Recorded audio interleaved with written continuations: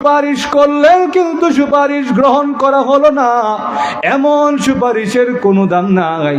আল্লাহ রাব্বুল আলামিন বলেন, ওগো নবীজি, আপনি শুধু সুপারিশ করবেন এমনই না, সর্বপ্রথম আমি আল্লাহ আপনি বিশ্ব নবীর সুপারিশ কবুল করব।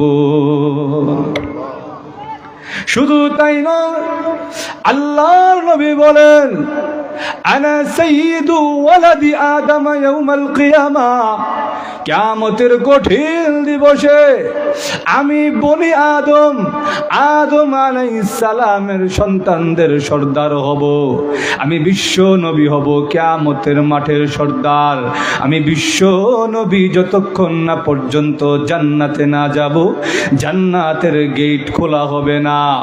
সমস্ত নবীরা জান্নাতের গেটের সামনে দাঁড়াবে, কিন্তু জান্নাতের গেট খুলে না। প্রহরী সবাইকে ডাক দিয়া বলে, সবাই তো আসলো, কিন্তু মুহাম্মদ এই নামটা কেন শুনি না? এমনি তাকায়া দেখে একটা আওয়াজ শোনা যায়, ও প্রহরী দরজা খুলো, আনা মুহাম্মাদুর রাসূলুল্লাহ। আল্লাহর নবীর পরিচয় পাওয়ার পরে প্রহরী ডাক দিয়া বলেন, ইয়া রাসূলুল্লাহ, ইয়া হাবিবাল্লাহ, আল্লাহর নবী গো, বিকা উমিরতু আন লা আফতাহা লি আহাদিন ক্বাবলাক। ও নবীজি, আপনার আগে জান্নাতের গেট খুলতে মহান আল্লাহ আমাকে নিষেধ করেছেন। নবীজির কত সম্মান আল্লাহ দিয়েছেন, এটা দুনিয়াতে চাইতেও আখিরাতে কিয়ামতের দিন বেশি বোঝা যাবে আল্লাহর নবীর শান এবং মর্যাদা কত বেশি। সেই বিশ্ব নবী রাহমাতুল লিল আলামিন, যার এত শান এত মর্যাদা, যার আগের এবং পরের সমস্ত গুনাহ আল্লাহ মাফ করে দিয়েছেন। লিয়াগফিরা লাকাল্লাহু মা তাকদ্দামা মিন যামবিক ওয়া মা তাআখার। আল্লাহ বলেন, ওগো নবী, আমি আল্লাহ আপনার আগের গুনাহ পরের গুনাহ সমস্ত গুনাহ মাফ করে দিয়েছি। এত শান এত মর্যাদা দেওয়ার পরেও আল্লাহর নবী আল্লাহর ইবাদত কেমনে করতেন একটু বলবো? আরো জোরে বলেন। আম্মাজান আয়েশা সিদ্দিকা রাদিয়াল্লাহু তাআলা আনহা বলেন, একদিন নবীজি আমার ঘরে আসলেন, ওই রাতটা আমার পালা ছিল। নবীজি আমার ঘরে আসলেন রাত্রি যাপন করার জন্যে। এসে বলেন, আয়েশা, তুমি যদি অনুমতি দাও, আজকের রাতটা আমি আল্লাহর ইবাদত করে কাটাইয়া দিতে চাই। আপনারা বলবেন, আল্লাহর ইবাদত করবেন নবীজি, বউর কাছ থেকে পারমিশন নেয় কেন? বউর কাছ থেকে পারমিশন নেয় কেন? নবীজি তার উম্মতকে শিখায়া যায়, আজকের রাতটা তো আমার স্ত্রীর পাওনা, আজকের রাতটার হক আয়েশার। আয়েশাকে না জানায়া, আয়েশার হক না দিয়ে আমি যদি শুধু আল্লাহর হক দেই, আয়েশার হক যে দিলাম না, আল্লাহর আদালতে দাঁড়ায় জবাব দিতে হবে। এই জন্য বান্দার হক নবীজি কেমন খেয়াল রাখতেন এই হাদিস থেকে বোঝা যায়। যাক, ওইদিকে গেলাম না। হাদিসের মধ্যে আছে, আল্লাহ রসুল সাল্লাল্লাহু আলাইহি ওয়াসাল্লাম যখন বললেন, আয়েশা, তুমি যদি আমাকে অনুমতি দাও, আজকের রাতটা আমি ইবাদত করে কাটায়া দিব। আম্মাজান আয়েশা সিদ্দিকা রাদিয়াল্লাহু তাআলা আনহা বলেন, ওগো নবীজি, আপনি আমার সাথে থাকবেন, এইটা যদিও আমার কাছে বেশি আনন্দদায়ক, কিন্তু আপনি যদি ইবাদত করে আনন্দ পান, আপনি যে ইবাদত করে আনন্দ পেলেন, আপনার এই আনন্দই আমি আয়েশার আনন্দ। আপনি ইবাদত করেন, কোনো সমস্যা নাই। আম্মাজান আয়েশা সিদ্দিকা রাদিয়াল্লাহু তাআলা আনহা বলেন, নবীজি ইবাদত করা আরম্ভ করলেন। হঠাৎ করে আমি তাকিয়ে দেখি আল্লাহর নবী দুই চোখ ছেড়ে অঝরে কান্না আরম্ভ করেছেন। নবীজির দুই চোখ বেয়ে অঝরে পানি পড়তেছে। একটু পরে তাকায়া দেখে নবীজির পানি পড়তে পড়তে নবীজির দাড়ি মুবারক ভিজে গেছে। শুধু তাই নয়, কিছুক্ষণ পর আল্লাহর নবী বসে গেলেন। নবীজি কান্না কাটতেছেন, এমন ভাবে কাটতেছেন, নবীজির কান্না থামে না। আম্মাজান আয়েশা সিদ্দিকা রাদিয়াল্লাহু তাআলা আনহা বলেন, নবীর চোখের পানি দিয়া নবীর সামনের জমিনটা ভিজে গেল। সামনের জমিনটা ভিজার একটা তাৎপর্য আছে।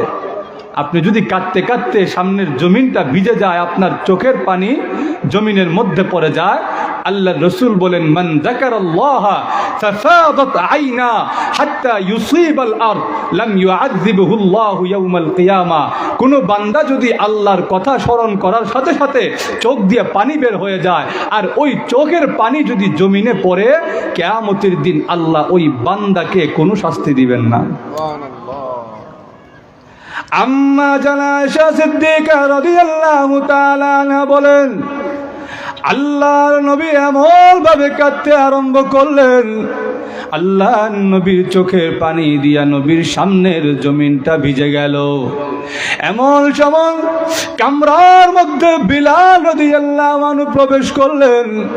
বিলাল রাদিয়াল্লাহু তাআলা আনহু নবীজির চোখে পানি দেখে বলেন, ওগো নবীজি, আপনার এত শান আর এত মর্যাদা, আল্লাহ আপনার আগের গুনাহ পরের গুনাহ সব মাফ করে দিয়েছেন, তারপরেও আপনি নবী কেন এইভাবে কাঁদেন? আল্লাহর নবী, বিশ্ব নবী রাহমাতুল লিল আলামিন ডাক দিয়া বলেন, ও বিলাল, আল্লাহ যে আমাকে এত নিয়ামত দান করেছেন, আল্লাহ যে আমাকে এত শান দান করেছেন, আমি কি আল্লাহর শুকর গুজার বান্দা হব না? আর বিলাল কেন কান্দি জানোনি? লাউ তা'লামুনা মা আ'লাম লাযহিকতুম কলিলা ওয়া লাবাকাইতুম কাসীরা। আল্লাহ আমাকে যা দেখায়াছেন, আমি বিশ্ব নবী যা দেখে এসেছি, আমি জাহান্নামের যে চিত্র দেখে এসেছি আর জান্নাতের যেই নাজ নেয়ামত দেখে এসেছি, এইগুলা যদি তোমরা জানতে, এইগুলা যদি আমার উম্মত জানতো, আমার উম্মতও হাসতে পারতো না, তাদের চোখ দিয়েও অঝরে পানি পড়তে থাকতো। নবীজি দেখে এসেছেন এই ঊর্ধ্ব জগতে আল্লাহ আমাদের জন্য কি রেডি করে রেখেছেন। আল্লাহকে যদি খুশি করে না যেতে পারি, নবীজির তরিকা মতো যদি চলতে না পারি, কি শাস্তি রেখেছেন।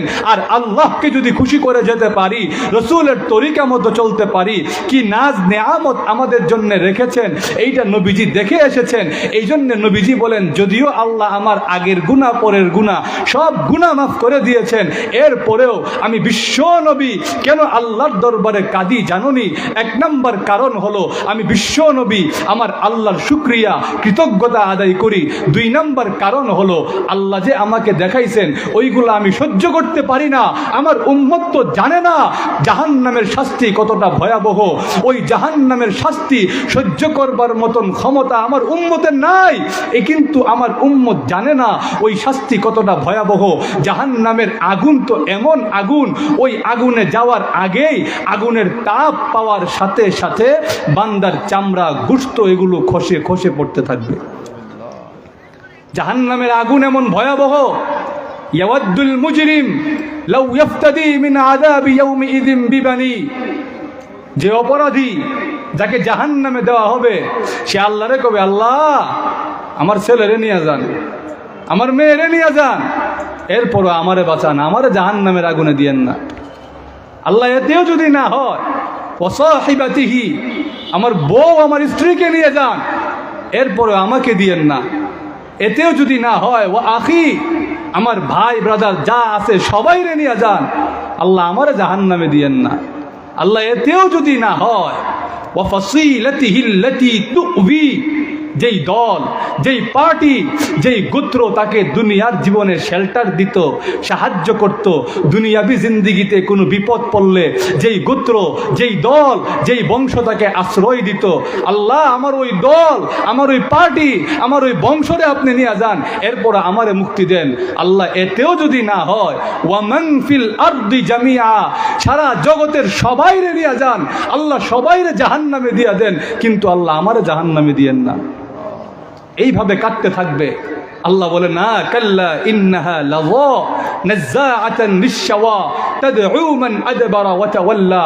আল্লাহ বলেন, না, দুনিয়ার জীবনে আমি আল্লাহর দাওয়াত যখন তোমার কাছে গেছে, আমার নবীরা যখন তোমার কাছে দাওয়াত নিয়ে গেছে, আমার নবীর ওয়ারিসরা উলামায়ে কেরাম যখন তোমাদের কাছে দাওয়াত নিয়ে গেছে, পিঠ দেখায়া মুখ ঘুরে চলে গেছো, আর বলছো এইটা মোল্লারা এমন কইবই, এমনভাবে চলে গেছো। আজকে জাহান্নামের শাস্তি তোমাদের জন্য অনিবার্য। জাহান্নামের শাস্তি হলো এমন, ওই জাহান্নামের তাপ পাওয়ার সাথে সাথেই তোমার চামড়া গোশত এগুলো খসে খসে পড়তে থাকবে। ওই জাহান্নামের শাস্তি ভোগ করবার ক্ষমতা আমাদের আছে? আরো জোরে। ওই ক্ষমতা আমাদের নাই, কিন্তু আমরা জাহান্নামের আগুন নিজের চোখে দেখি নাই, ওলামায়ে কেরামের মুখ থেকে শুনেছি, নবীদের মুখ থেকে শুনেছি, কিন্তু আমরা দেখি না বলে আমরা বিশ্বাস করি না। রাসূল করিম সাল্লাল্লাহু আলাইহি ওয়াসাল্লাম বলেন, আমি দেখে এসেছি, আমি জানি কতটা ভয়াবহ ওই আযাব ভোগ করবার ক্ষমতা আমার উম্মতের নাই। এই জন্যে আমি আল্লাহর সিজদায় পড়ে রাত্রি যাপন করি, চোখের পানি ছেড়ে ইবাদত করি।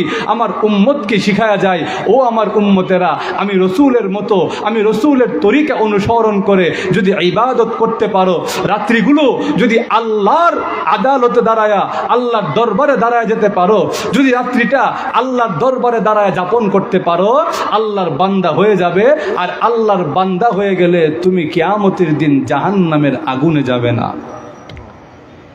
রাতের বেলা যখন বান্দা নামাজে দাঁড়ায় যায়, সব ঘুমায় আছে, সবাই ঘুমায়, আপনার বিবি বাচ্চা সবাই ঘুমায়, কিন্তু বান্দা ঠান্ডা পানি দিয়ে উজু করে রাতের বেলা তাহাজ্জুদের নামাজের জন্য যায় নামাজে দাঁড়ায় গেছে।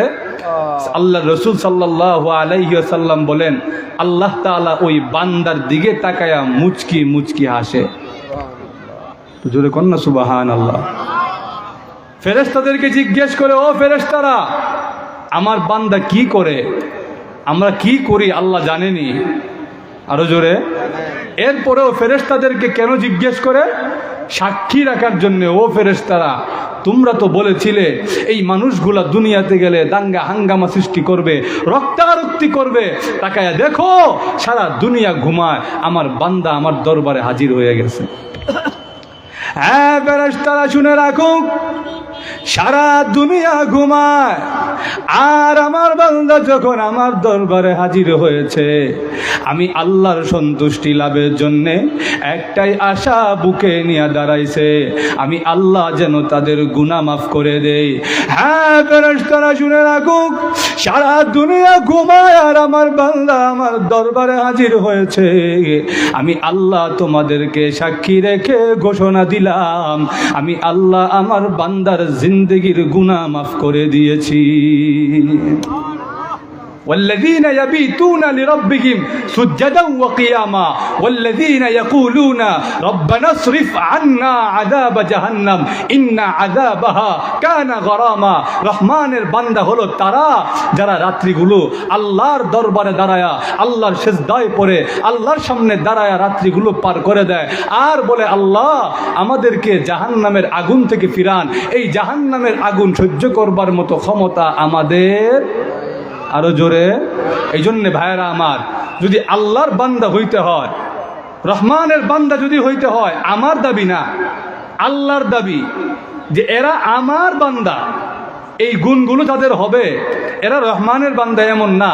এই কথা আমি বলতেছি এমন না, এই কথা আল্লাহ বলতেছে যে এই গুণগুলো যারা অর্জন করবে, এই বৈশিষ্ট্য যাদের মধ্যে থাকবে, এদেরকে আমি আল্লাহ আমার নিজের বান্দা বলে স্বীকৃতি দিলাম। আর আল্লাহর বান্দা হয়ে গেলে আমাদের পরকালীন জীবনে আর কোনো টেনশন আছে? আরো জোরে। এই জন্যে ভাইরা আমার, অনেক বড় আরো আলোচনা আছে, এই আলোচনা করার সময় নাই। দুই একটা বৈশিষ্ট্যের কথা বললাম, এইগুলাই যদি নিজের মধ্যে ধারণ করতে পারেন, দেখবেন বাকিগুলা এমনি এমনি অর্জন হয়ে যাচ্ছে। এক নম্বরে হলো অহংকার করা যাবে না। অহংকার আল্লাহ পছন্দ করেন না। যার অন্তরে সরিষার দানা পরিমাণ অহংকার থাকবে, ওই ব্যক্তিটা জান্নাতে প্রবেশ করবে না।